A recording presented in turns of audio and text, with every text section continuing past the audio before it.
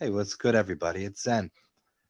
I hope I can get my flash drive soon. So, for everyone that's new here, they can have an understanding of where this all started and how a lot of my language and speaking patterns and what I'm really getting at and what I'm explaining, because it will, while you'll get a great deal out of individual lectures and audios that I do, the complete system, the complete understanding of what these symbols are, these letters, these words, and the larger esoteric and occult perspective of what I'm speaking about will be a little easier to understand if you have a little more background. But for this talk alone, we're going to talk about, because we're right around the holidays, the holy days, we're going to talk about clocks and cloaks and diamonds and spirits and demons and angels and distillation, and see if we can't come to a conclusion of what the great revealing is, what the Mayan prophecy, what the Bible, and all of these other playbooks, and I've spoke about playbooks before, and what black magic is, what white magic is, what all of these different systems of revealing the spirit to be. But I will start with the most basic concept, and it's that this revelation, and it just means to be able to see more clearly this bringing heaven to earth and bringing the demons up here. What's happened and what 2020 is its perfect vision. 2020 is perfect vision, and I think that comes sooner for most, but it will take until 2020 for everyone to have perfect vision of absolutely what's going on.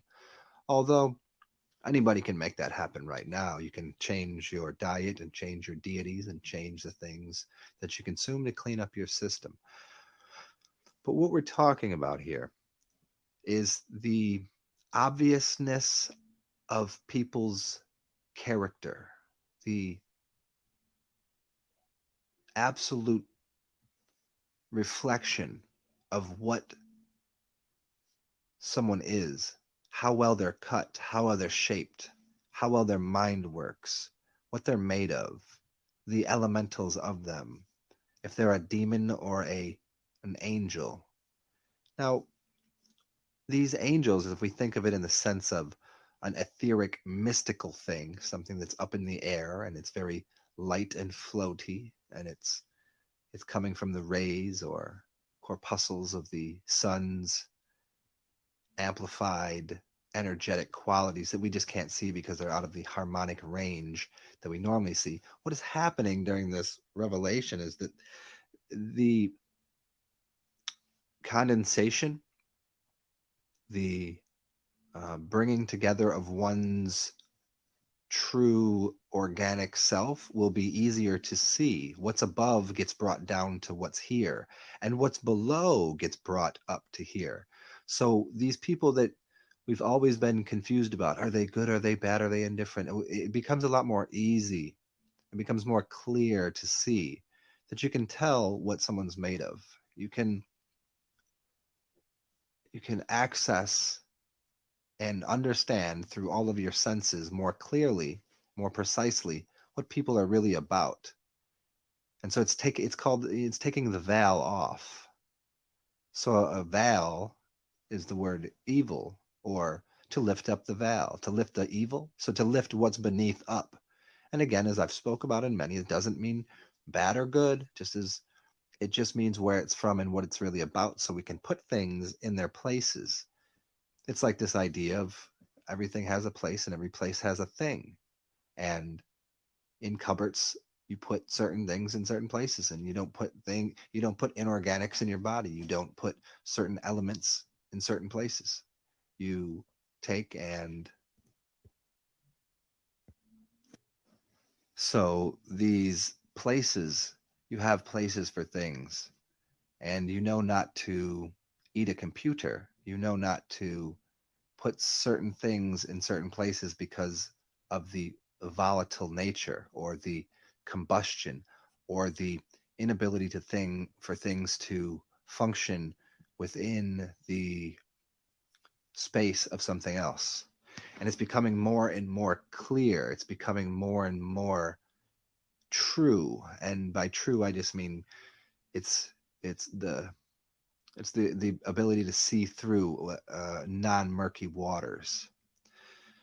So what is beneath has been brought up to this level, and what's above has been brought down. So no longer will people walk around with a cloak on, because what a cloak is a cloak is a clock, meaning they have time to consider their plans of good or evil, whatever it might be. They have a clock, which is a sea lock or a sea lock, to lock something to the sea, to lock something to water. And when you get rid of the cloak and when you get rid of the clock, time doesn't exist anymore. But that's not to say that things don't occur. That's not to say, it's to say that the idea that we have of a linear fashion of reality starts to dissipate. But you'll notice that what things are as they are. It is as it is. So people can't disguise who they are and what they're made of. And that's not good or bad. It's just you will see the fruits of people's hearts. You'll see the fruits of their minds. And it'll become easier and easier to see. So this is a process of distillation. It's a process of observing spirit. And there are no bad spirits. Let's remember this. Everything comes from the soul. The soul isn't bad. It's just a collection of everything. And there are spirits that don't work properly with each other because let's use it in the terms of alcohol, because alcohols are called spirits. And some people say, I can't drink that. I can't drink the dark liquor. Well, most people have a problem with liquor because it hasn't been distilled properly, and it has left in it a bunch of salts, It has left in it a bunch of inorganic and materials that you shouldn't put in your body. And that's what's not functioning well with the person. Not only are there physical things in there, but there's literal magical incantations, there's magical words and spells, and there's these symbols that are on there that are literally just the same way Masaru Emoto talked about the rice experiment, that you could put an intention into rice, you could put an intention into water, you can label that water, you can label that, and it will take on the constitution of the label and the thought forms. So alcohol would be no different. And in fact, it would probably be more, how would you say, susceptible to such ideas. So when all of these things are labeled and you have people around it that are putting energy into that, well, certainly different types of reactions will happen. That's why anybody can drink different types of liquor. And you say, oh, it's all just alcohol. But clearly it's not. Clearly it's all very different. It has very different effects on people. Now, when we look at this in terms of what we are as a spirit ourselves, and we look at the idea of cutting things, cutting a diamond is a demon, and a demon is a daemon. So this diamond is the same thing as coal. A diamond is the same thing as glass, but it's organized, just like crystal. It's the organizational matrix of what is the underlying structure. That's why if you hit a piece of glass with a rock, it shatters everywhere. But if you are hitting something that is more organized, it will shatter in a specific way along the pathways, along the guides of the structure. As the glass has no real structure, you can see through it.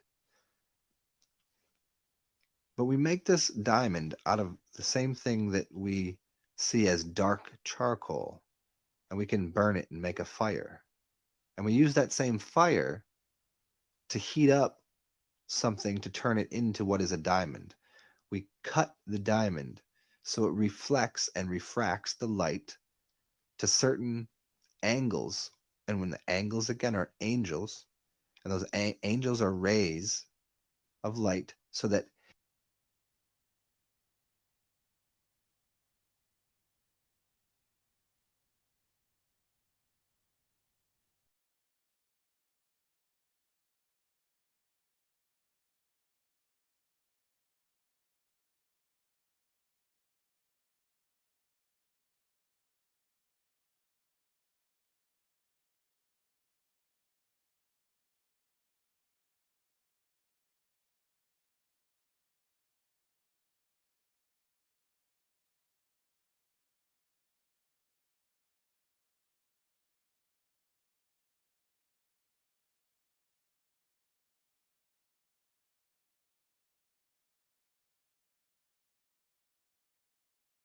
in the sense of monetarily, they're valuable in the sense of what they do. Now, if we can use a diamond to expose the same ideas that the diamond has been used to blind people, things change. So no longer will people that are, there's been a lot of people that are angelic spirits that have hid themselves because of what they may bring upon themselves, because they see that the world is uh, manipulated and run by the least capable among us. But the times are quickly changing, and by changing I mean time is becoming non-existent. So no longer can things be used in the way they were before. So that now, what is a demon will be seen as such, and what is an angelic creature will be seen as such. This has to do with the mist, the mystery, the mystical, and the mist that you see outside. It's all about water and being able to disguise something. Well, some things are disguised so that you do not see the hidden, occulted world, and they're hiding it for a nefarious reason. But sometimes things are hidden because what's underneath is literally the the egg, the thing that was being planted, the seed, the thing that was being saved, the thing that was being held on to so no one would see it, so they wouldn't destroy it or take it. Now, these mysteries, these mists, these water-based systems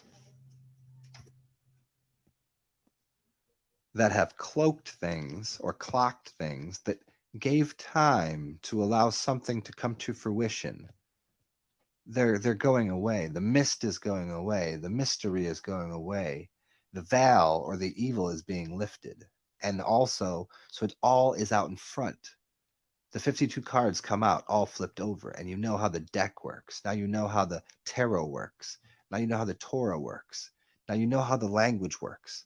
Now you see the tricks and the spells and the spell casters and the liars and the deceivers and the truth tellers. You see all of these things quite clearly now, because the mist is being removed, the mast is being put up to pull the ship along, so that we can see, as you distill something more and more, it becomes cleaner and more pure, and it becomes like jet fuel. So what we're really looking at here is a time or what is outside of time that we can view things from for exactly what they are, exactly what they're worth, what their value is, their true value. And some things value, just like if you go into the organic world that has not been pulled out of its feral nature, you look into the animal kingdom and you see that the use of a rhino is what a rhino does. It can't disguise itself. It doesn't try to be a monkey. It doesn't try to climb a tree. It does what it does. It has no mask.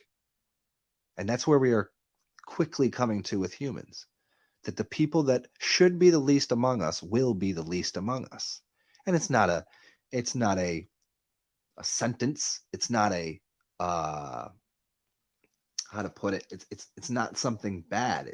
It's the people will be put where they should be, so that they can observe, evaluate, and learn their lessons. Because what's occurred for a very long time now is people have used a false leverage system through fiat currency, money, magic, philosophy, psychology, manipulation, black occult arts, and they've used it to throw salts, physical salts, trigger points, physical and mental, emotional and spiritual, into people to cause people to become slaves, when the slaves were really the kings, and the kings were really should be the slaves, meaning that their minds aren't good enough to control the population of people that are kings and queens and gods and goddesses.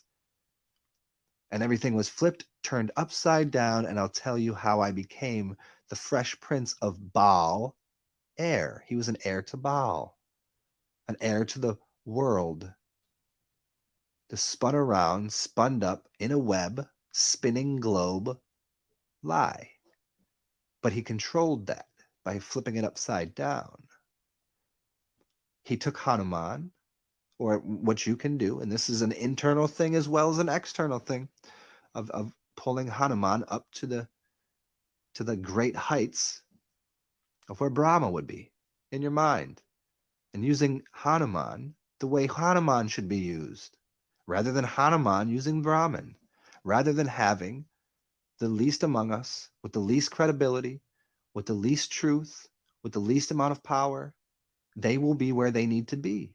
They will be the ones cleaning things up, because they are the ones that have been deceiving and lying. And they are the ones that need to go through whatever, if it still exists, their karmic worth. They've eaten of the things. Now they have to digest those things, and they have to shit those things out. They can't hold on to them forever. You can't swallow that hot iron ball. You can't, what are you going to throw it up? You're going to shit it out. It just sits there. And it's either going to consume them and they vanish as time won't allow them to exist anymore, or they'll be put into the place that they need to be put in. So that has something to do with the great revelation. And as we're talking about this during the holy days and the holidays and people that consume a lot of spirits, and I've talked to people at length about addiction before and what alcohol is and going to places that people have addiction and being able to do what they do without being committed and addicted to the elements by having a sort of dominion over the elements rather than having the elements have a dominion over them. There's a big difference between these people during the holidays that will drink to participate in a spirit and to enliven, and there are some that do it to cope or to cloak something. So I suggest when everybody's around their family that everybody, you gotta have people that love their family and a bunch of other people that are like, oh man, we gotta go hang out with the family. There's a way to use spirit to open up pathways in yourself to commune with other creatures, with other entities. And that's just a little side note on it. So have fun around these holidays and what you're doing with the familia and with whoever your friends and whatever you might be doing. But remember, this great awakening, this great revealing is literally clearing your eyeballs and your ears and you'll taste things will taste different. Things will sound different. Things will look different. No longer will the girl with the makeup that covers up everything and smells of fake vanilla and longs for attention. No longer will that won't be cool anymore. That won't be the thing. No longer will the artificial world be set up on top of the natural, organic world. The real, true essence will come through. So hopefully during this holiday season, you can find your essence. Cheers, y'all.